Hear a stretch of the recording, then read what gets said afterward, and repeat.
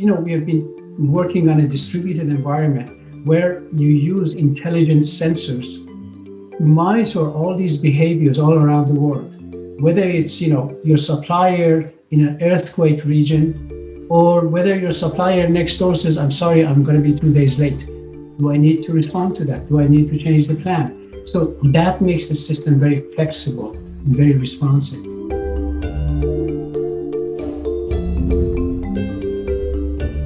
Welcome to UpTech Report. This is our Applied Tech series. UpTech Report is sponsored by TerraLeap. Learn how to leverage the power of video at terraleap.io. Today, I'm joined by my guest, Cyrus Hadavi, who's based in LA, California. He's the CEO at Adexa. Welcome, Cyrus. Good to have you on. Hi, thank you so much. It's wonderful to be here. Now, Adexa is an intelligent supply chain planning software. So you really focus on helping enterprise manufacturing and suppliers out there when it comes to planning their supply chain. Did I get that correct? Yes. So Yes. Help me understand. You didn't start. You started actually. What year did you begin? Back in 1994, Adexa was founded. Wow. So I'm beginning to date myself. Help me understand. Obviously, that probably the challenges have changed over the years of who you're serving, or maybe they haven't. I'm curious, what is the problem you see right now? Well, most people, they take supply chain for granted until we had COVID-19 and everybody says, oh my God, supply chain? Oh, now I understand. So, supply chain, I always say, show me a great company, I'll show you a great supply chain. Mm-hmm. It's just the bloodstream of every business, how to get the right product at the right time, at the right place. And that is extremely complicated when you have thousands, if not tens of thousands of different products. So how much inventory do you keep? Where do you keep it? How much do you make? How much you don't make? Where do you make it? Where do you store it? When you go to the grocery store, you just assume everything is granted. You just pick up what you want until you run out of toilet papers. And with COVID-19, you realize how hard it is. And by the way, toilet papers are produced actually in this country. It's not even dependent on foreign-made products. So that kind of gives you a feel for how critical supply chain is for every business. Take me on this journey then, going back to 1994, when you began Adexa. Like, what did it start? The initial challenge that you saw, you're like, I'm going to solve this. Did you immediately see the issues with supply chain and you want to just jump in? Well, I go even before that, which I'm going to tell you how old I am. When I did my PhD thesis in artificial intelligence, as far as in the 80s, and most people think AI is a new thing. So, and then I also did some industrial management courses and degrees while I was studying in England. So I started my career at Siemens Research Labs, where I worked on problems of planning and scheduling. And then I realized that, for decades, people have been applying operations research techniques to planning problems. And, it's nice as a theory, but in most cases, it wasn't working back then. So I said, how about taking AI strategy and techniques to this complex problem? And that's how I started working, combining AI techniques to manufacturing, to supply chain issues and problems. And we were very successful with a number of divisions within Siemens. And then, I was there for about 10 years. I left.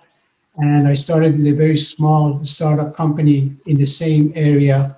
I was there for a couple of years, just for 2 years. I said, I can do this better. So I left and I started up Adexa. I started as a consulting company. I worked with a number of great companies for a year or so, designed the software. And then, the rest is history. And, we were growing for the first 3 years, we were growing like 300%, the year after that, 3,000%, and so on and so forth. So, it's been a wonderful experience.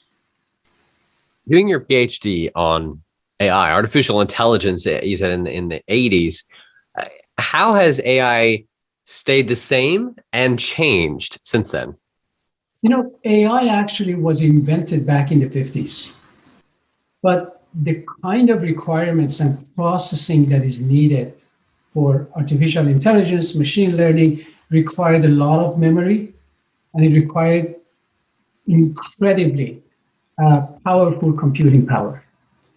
Back then, we didn't have it. We had the algorithms, we had the search algorithms, we had the pattern recognition algorithms and so on, but the speed of computing wasn't there. And now with all the big data, and the reason why big data is important is because there's so much data coming at you. And the question is, hey, what is the relevance of, weather in Africa to my production in Europe?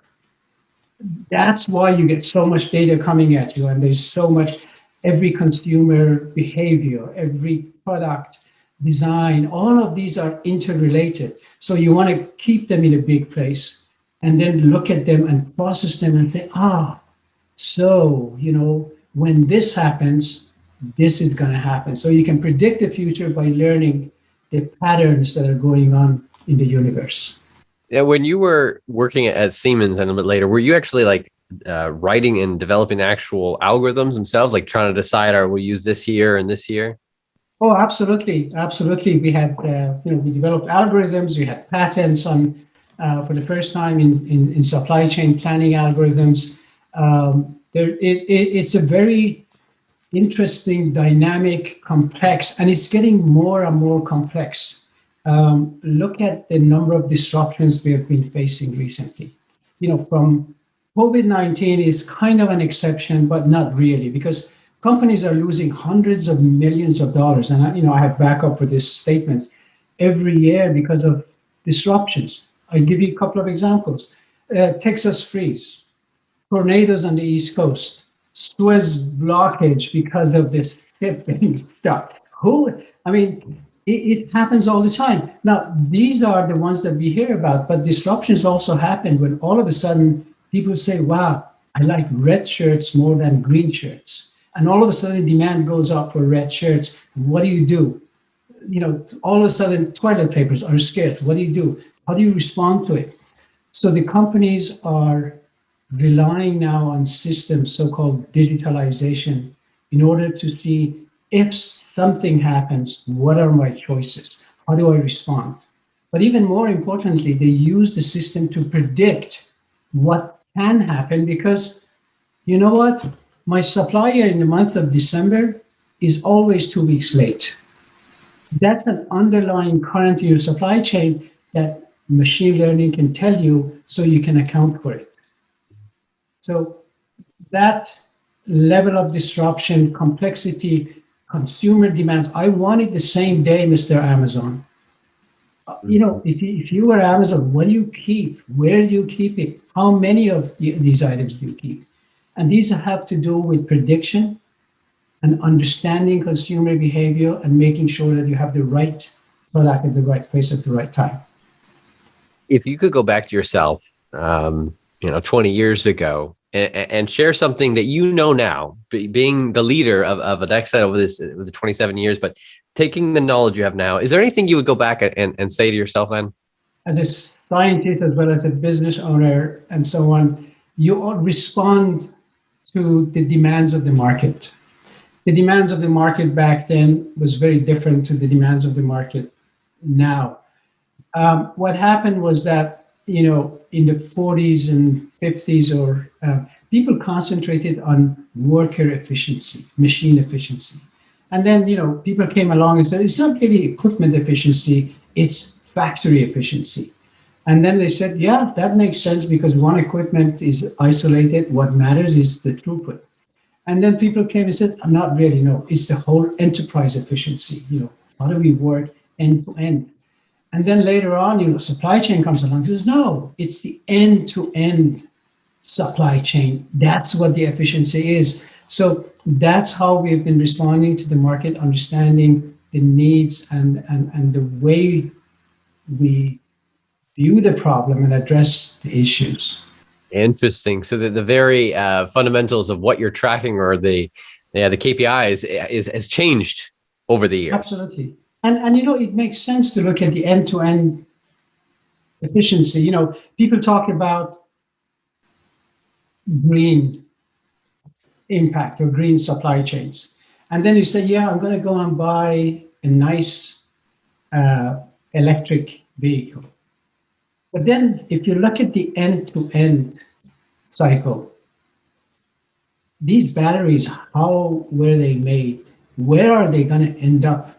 Because their life is kind of limited and short. And then overall impact on the planet, on the climate, everything else that goes with it. Then the question is, am I really contributing to improving climate change and so on? Maybe you are, maybe you're not, I don't know. But that's what matters, to look at the end-to-end. We look at, for example, companies are struggling with planning cycle times. It takes them 2 weeks, 3 weeks to plan for production. What we come in and say, well, from end to end, you can do it within hours. Why would you spend 3 or 4 weeks to do that? You can respond and make changes to the plan. But now we're going even further than that. We're doing continuous planning. Like as events take place, we revise, repair, and improve the plan as they happen. So it's kind of looking at the problem holistically and trying to make sure that you're really addressing the issues, the underlying currents, and everything that goes with it. I'm curious, as you mentioned just a little bit ago about being a scientist and a business leader, do you feel that you've built your company differently than maybe another type of a founder or leader? And if so, how have you approached it from a scientist background and building this company? That's a great question. And we are all so proud of technology that we have built. And, if anything, I would say we have put so much more emphasis on the technology, on engineering, than we should have put in sales and marketing. And maybe the question you asked earlier, what would you have done differently? Maybe we should have put a lot more emphasis on sales and marketing, but we didn't. And people that we have, we, on average, for example, in R&D, our team players are average of 17, 18 years with us, and they're so passionate about what they have built, what they have made. And it's very interesting because we have been moving in time with what matters. If you look at supply chain technology today, people are so focused on this big centralized so-called sales and operation planning systems, S&OP. I mean, these systems are good, they're great, people are using it, people are buying them today, but is it going to handle all the real-time events that are coming at you? Weather changes, hurricanes, supplier is late, customer asks for more. This big chunk of software is not reactive, it's not responsive enough to do that. So we have been working on a distributed environment where you use intelligent sensors to monitor all these behaviors all around the world, whether it's your supplier in an earthquake region, or whether your supplier next door says, I'm sorry, I'm going to be 2 days late. Do I need to respond to that? Do I need to change the plan? So that makes the system very flexible and very responsive. As a business leader who's built and run a company for 20, coming up 30 years, what would you say is your biggest lesson learned? If you had to speak to another business leader, another founder, and share a word of wisdom or a tactic that worked well, that got you where you are today, what comes to mind? For every function in the company, get somebody who can do it better than you. Check the ego, outside, because if I'm looking for a developer, a system architect, they have to know what they're doing better than anybody else. In fact, a salesperson, a marketing person, because if we don't do that, we're shrinking. We need to kind of grow it, and the way growth is not just by the number of employees, it's just by the quality of people that we get. And, it's a cliche that, people, they ask them, of course they are. I mean, what would you do without people? It's incredibly important to spend the time. And I learned this lesson back in year 2000. I don't know if you remember or not, because, there was this bubble that was growing, and we were growing like so fast, and we were hiring people left, right, and center, and we had a hard time finding good people or right people, etc. But and then we do realize that this is going to stop. We can't just go out and hire anybody. We just need to hire because we're looking for quantity. Wall Street was telling us, hey, how big are you? How many people do you have? How many salespeople do you have? And that's something which really every company, even today, it takes you take a lot of time to get very high quality individuals. What do you look for in your own hires? Well, most of the resumes that come to us, they're already qualified. They come from great universities. They've had a good track record. All of that is right there. The question really is what kind of emotional intelligence they have, what kind of mentality they have in terms of teamwork, in terms of growth, in terms of passion. Because, most people get fired not because they don't know their job, it's because of the attitude. I mean, let's face it, it's just they don't get along with others, they don't want to do what they are supposed to be doing. Not that they don't know it, it's just that kind of cultural fit is critical. To have people who have high integrity, people who are team players, people who are honest with each other. It doesn't mean that you don't challenge the company, challenge the system. No, quite the contrary. If everybody agrees, we're in the wrong place. No, absolutely. So we need to have honest people who care, and people who want to work with each other to grow. Because, as far as I'm concerned, everybody is absolutely important, but more importantly, the company, which means all the individuals in the company, are more important. Because that's, if I hire great players here and a mediocre player here, if he's not carrying or she is not carrying her load, all these others are going to leave. So that's basically, focus on the quality of people that you have and their cultural relevance to the company. For you, starting as if I understand correctly, more of a consulting company to start with, and then building out software, where today you are now, are you considered a software or SaaS model, the way you approach it? Yes. Well, software for a long time was so-called on-premise. So we have a lot of customers who use our software on-premise.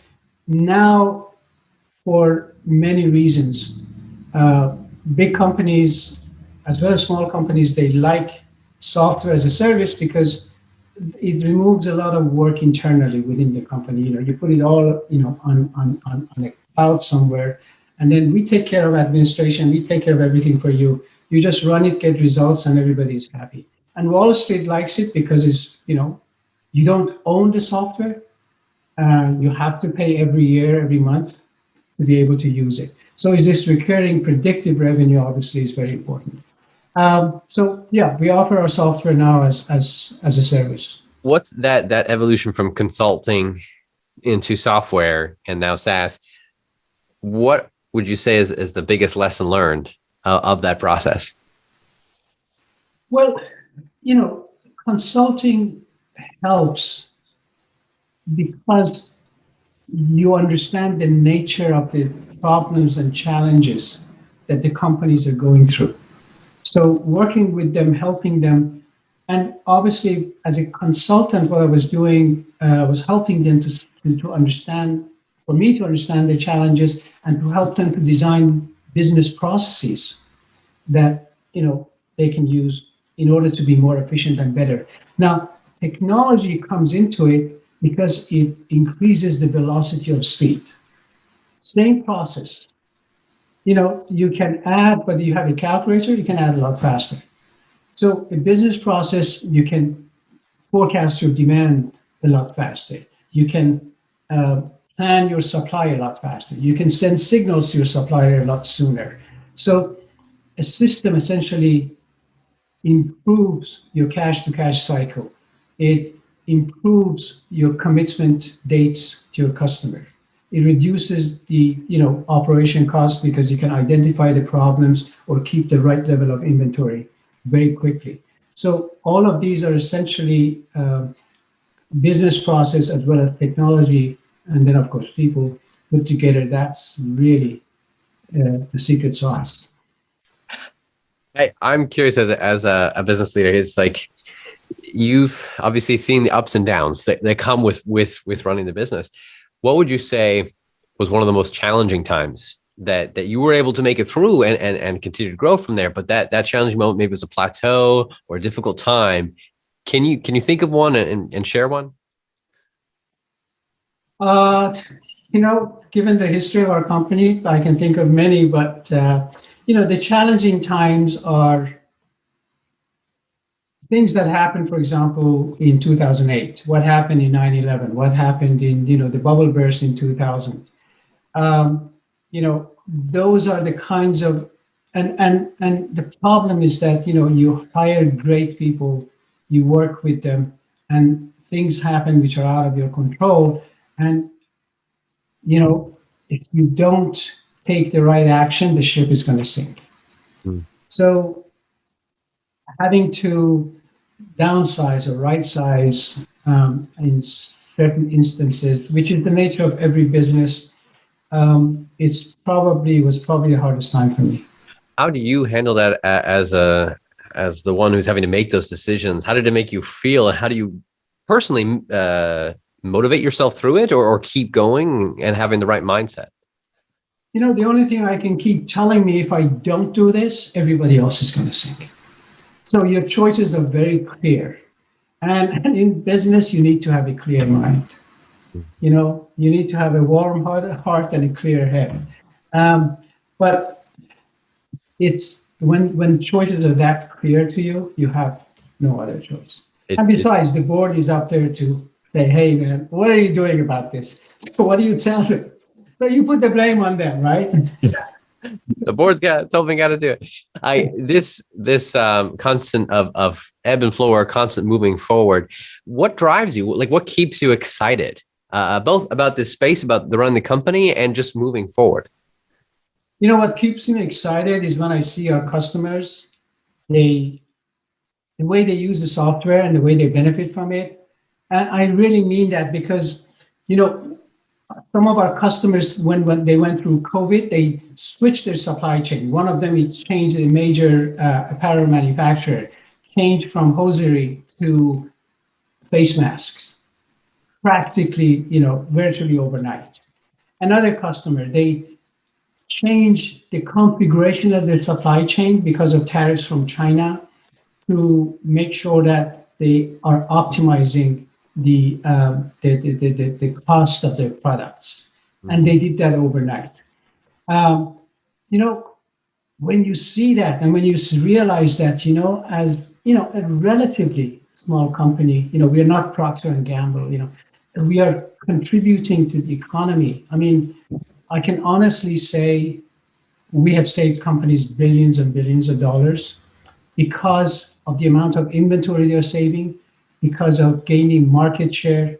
And we worked with companies not just in the US, also in Japan, in Taiwan. One of our customers provides 70% of semiconductor chips in the world. Can you imagine? I'm thinking about, man, they are actually using our technology, how critical the semiconductor is, especially today. Oh. And yet they're using our software to commit to their customers and to ensure that they are producing it at the lowest possible cost. I mean, this to me, if this doesn't make me go, what else? Yeah, it's like you can see your impact on the entire global economy. How does that make you feel? I hope you can see the excitement in what you're doing. And it is important because it's not just me. Everybody else, people in R&D, they're sitting back there at home now. They're more productive than before, and typing away and producing this incredible technology. And when they see that, they feel that they have enabled these companies. They feel that they've been part of this global economy. On top of that, it's good that we are contributing to the economy. We are hiring people. We are exporting our software to Europe, Middle East, South Africa, and Asia, and so on. So these are, and as a young person, young student at the university, I never imagined that I could be able to contribute this way and create this environment, not just for myself, but also for the whole team, and then contributing to the economy and being part of the global economy. Coming from getting your PhD in artificial intelligence in the 80s, and then working at Siemens, and then being able to start and run your own business focused on supply chain planning, what do you see as the future then? Like looking ahead of where supply chain management and supply chain planning for manufacturers and suppliers everywhere, what do you see? There's no question that the systems, they are getting more intelligent. They're going to get a lot more intelligent. And this has been going on for a long time. I think from what I remember, 40% of jobs lost is not because companies went and started manufacturing, in Vietnam or China or whatever. It was because of automation. Now, what we are doing, we are bringing automation to the kind of jobs that white-collar workers are engaged in. Mm-hmm.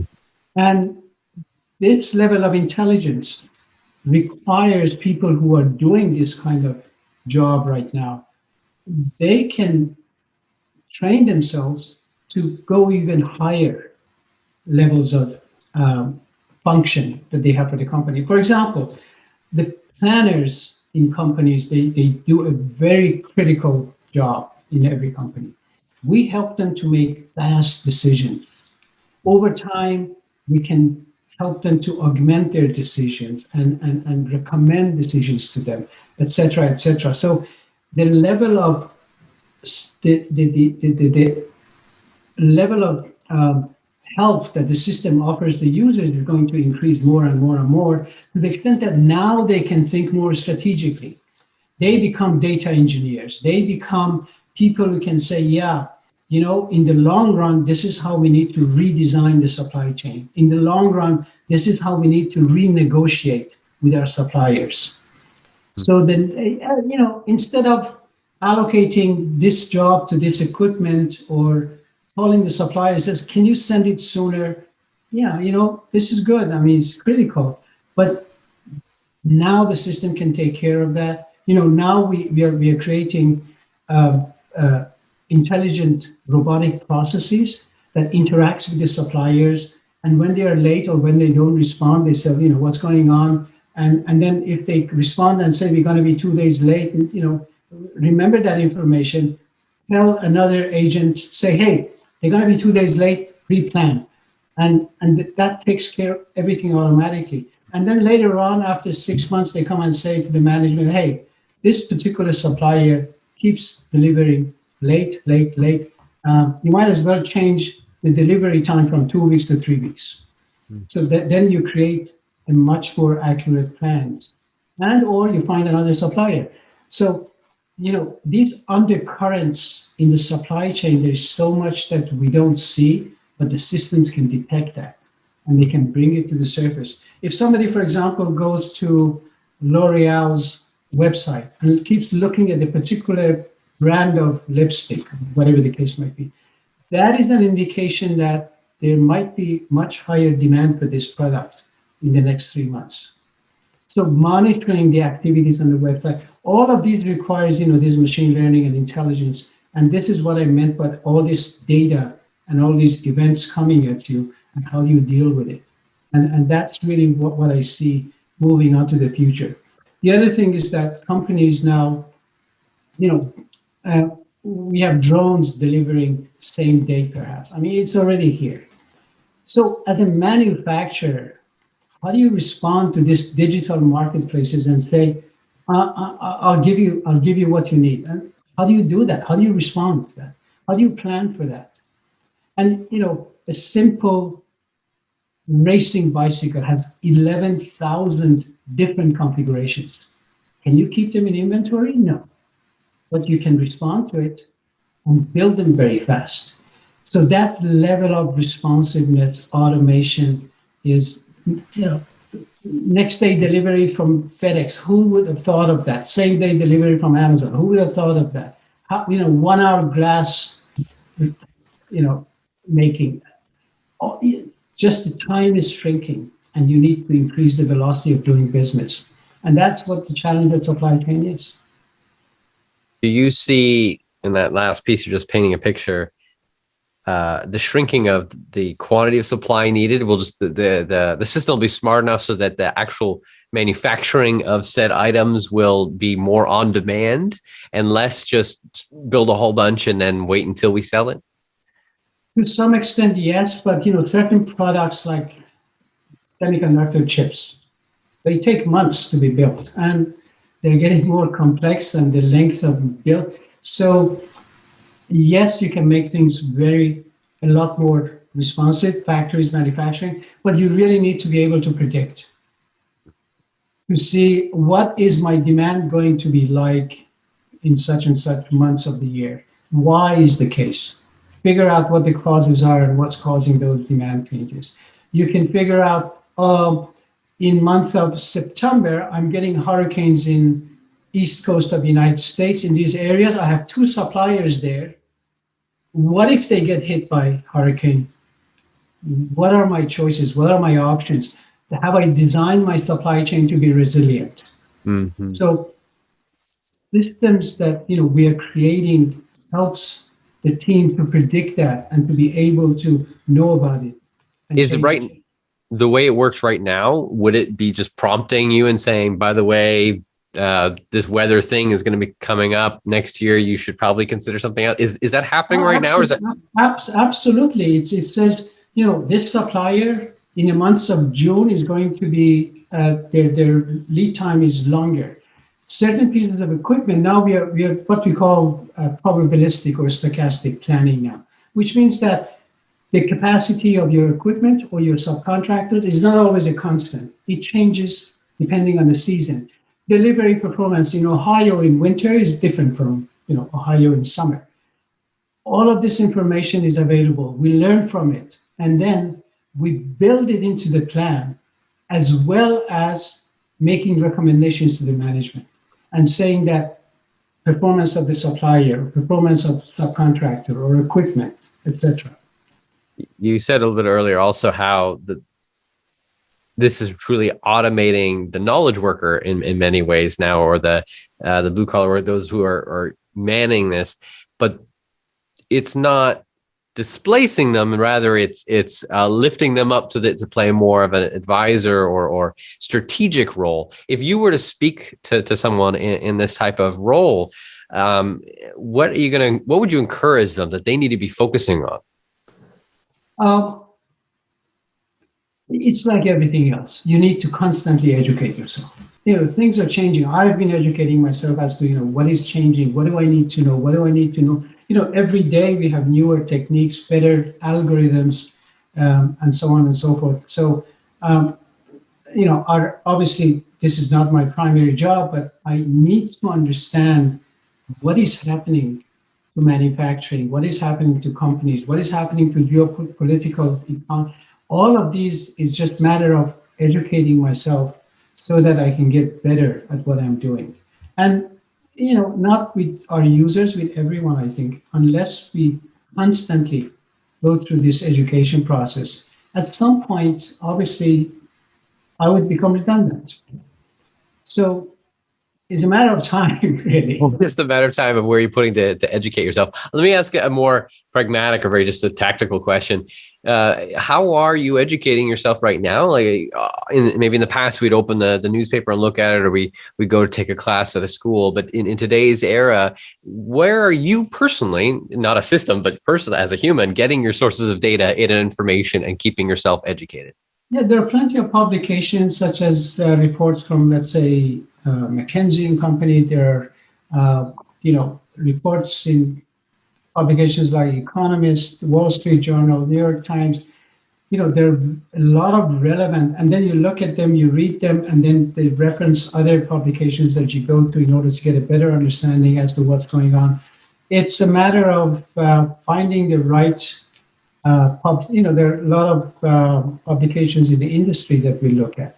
And then on top of that, you look at what the market needs, what the customers are asking.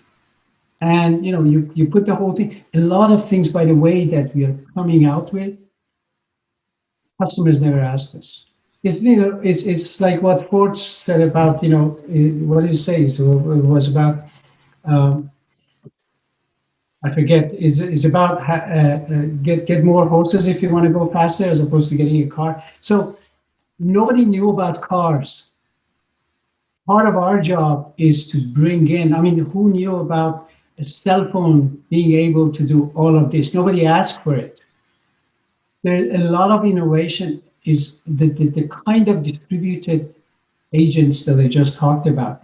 Nobody asked for that. But we have created that in order to be able to respond this huge amount of data coming in. So it's more of a research, development, and understanding the future, educating ourselves, bringing all of this, and then on top of that, creating that environment where people can innovate, can change, can have the freedom to do what they need to do in order to address some of these interesting, exciting times that are ahead of us. I love it. I love it. Let me ask just a kind of a fun question I like to ask. Is there any favorite software or a technology as a consumer, cheap software that or technology that you like and use in the past little while? I think there are a lot of them around, but the best form of software and technology, high-tech type of software that you get is one that is intuitive. You don't need user manuals. You take it, you start using it right away. You don't know all the different complexities and power and capabilities of it, but you can use it right away. And it solves a problem for you, or it improves what you're doing in performance. Apple is a good example of it. Mm. I get the phone, I start using it, I hit a couple of buttons here and there, and then I know what's going on. That consistency in terms of training the user as they use the software and leading them to the right place. A bad example is when you do a search on a search engine. You get 20,000, 20 million responses. I don't want that. I don't need that. And then people, start paying in order to get to the. That's not a good example of software when you're not getting the answer you're looking for, or you're getting so many that the real answer gets lost. Interesting that the definition of a good software versus bad software. You paint the picture of, particularly in the consumer world, that great software is so easy. It's just there's no user manual needed. It just makes sense and it works. Do you, in the B2C world, definitely, do you see the same in the B2B environment? Oh, absolutely. Because now in B2B, it's not so much about just optimizing the supply chain. It's also collaboration, and more recently about negotiation. So when I'm working myself on my plan, for example, as a planner, all of a sudden I may want to ask my manager a question or ask a supplier a question. I would like to see a little window on the corner of my laptop or whatever, and dial him in and ask him, hey, can you deliver 2 days from now or 1 day from now? And then they respond. Or you ask your manager, which one of these products have higher priority because we have a conflict in capacity. that level of collaboration, negotiation with sales, because salespeople says, no, don't do this, you're going to lose the customer. So optimization is one thing, usability is another, collaboration, negotiation, all of these need to be combined in that, what we call the user experience. Because that's really what matters, user experience. What is it that they experience when they sit behind their desk and use your application? Cyrus, your journey that you've been on personally and this business professionally, I can only imagine the ups and the downs this way, that way. But it's, if anything, it's always moving forward for this worldwide supply chain, be able to help the economy. I appreciate your excitement when you can see your hand in the involvement of the economy itself. Thank you so much for sharing your insights in the journey that you've been on. For those that want to learn more about Adexa, you can go to adexa.com. That's ADEXA.com. And thanks again, Cyrus, for joining us. It's been a wonderful experience. Thank you so much. We'll see you all on the next episode of UpTech Report. Have you seen a company using AI, machine learning, or other technology to transform the way we live, work, and do business? Go to uptechreport.com and let us know.